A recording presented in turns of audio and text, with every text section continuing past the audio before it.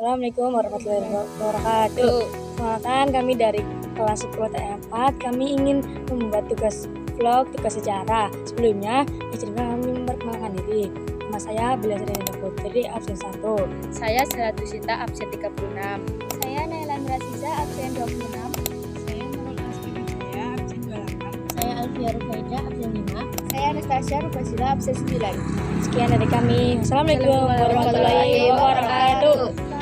Kita sudah di tempat makam yang mau kita wawancarai. Sepi banget guys. Masih sekali 2 juru kunci, yang satu pergi, yang satunya lagi juga mau pergi. Bisa diwawancarai nunggu 30 menit dari sekarang. Bye. Jadi, sekarang kita sedang berada di makam Raden Djoko Kahiman, atau lebih tepatnya di Desa Dawuhan. Tempat ini dikenal sebagai salah satu situs bersejarah yang memiliki nilai budaya tinggi bagi masyarakat sekitar. Suasananya terasa tenang dan penuh dengan nuansa masa lalu. Di sini, kita bisa melihat bagaimana masyarakat masih menjaga dan merawat peninggalan sejarah ini dengan penuh hormat. Assalamualaikum warahmatullahi wabarakatuh. Perkenalkan, kami dari kelas 10 TM4. Kami sedang mengerjakan tugas sejarah. Kita berada di makam Djoko Kahiman dengan juru kuncinya dengan Bapak siapa? Kalau nama saya Sarikin. Dengan Bapak Sarikin. Sebelum kita mau ke dalam video dalam, kita mau mulai wawancara terlebih dahulu. Siapakah Raden Djoko Kahiman? Mengapa dia terlahir? Raden Djoko Kahiman itu dia seorang bangsawan. Namun sejarah beliau, cerita beliau sewaktu kecil itu ya sengsara lah, karena orang tuanya meninggal, khususnya bapaknya meninggal itu sewaktu Djoko Kahiman masih kecil. Jadi beliau diasuh oleh paman dan bibinya. Jadi dia sudah yatim piatu dari kecil ya Pak? Ya yatim sih, karena cuman baru bapaknya yang meninggal.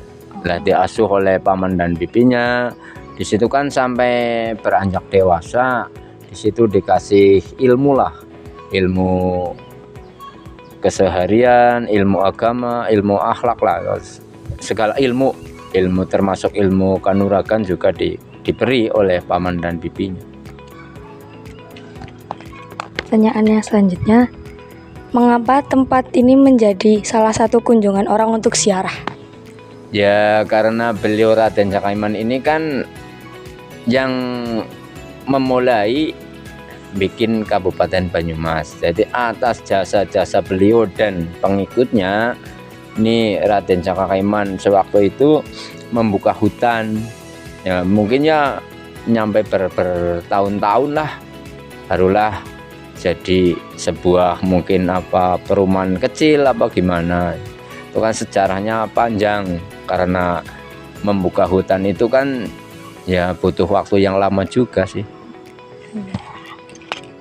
Selanjutnya, bisa Bapak jelaskan silsilah keluarga Djoko Kahiman dan siapa saja yang dimakamkan di Desa Dawuhan? Ya kalau tentang silsilahnya beliau sih saya kurang paham lah. Yang Bupati Banyumas yang dimakamkan di Desa Dawuhan sini, ini ada, kalau nggak salah itu ada 14 apa 13 lah. Tapi ada satu yang makamnya nggak di sini, karena beliau dapat panggilan ke Yogyakarta, di sana dijadikan patih.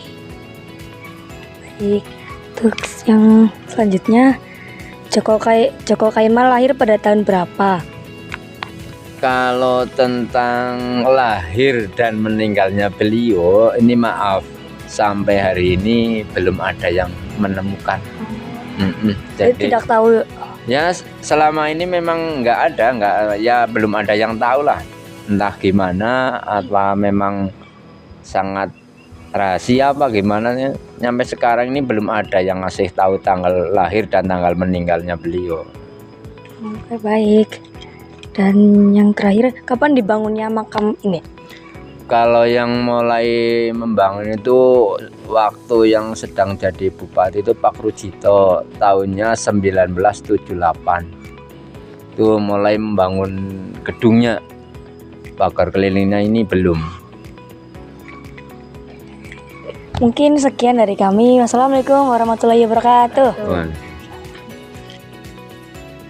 Raden Djoko Kahiman, juga disebut Raden Djoko Kahiman, dikenal sebagai sosok bersejarah yang menjadi bupati atau adipati pertama Banyumas.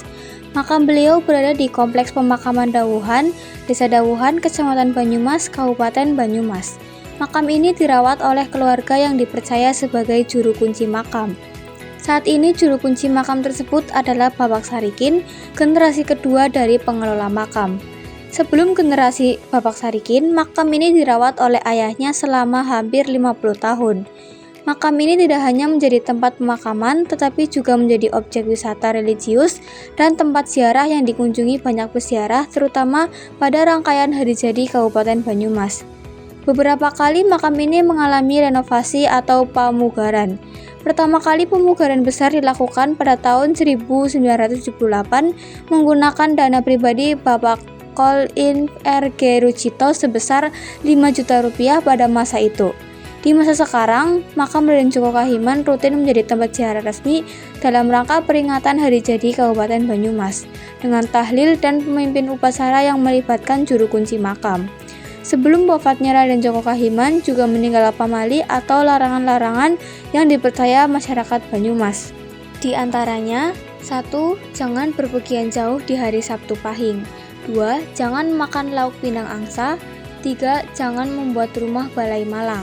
Meski begitu, banyak detail kehidupannya termasuk tanggal lahir dan tanggal wafatnya belum berhasil dipastikan secara akurat.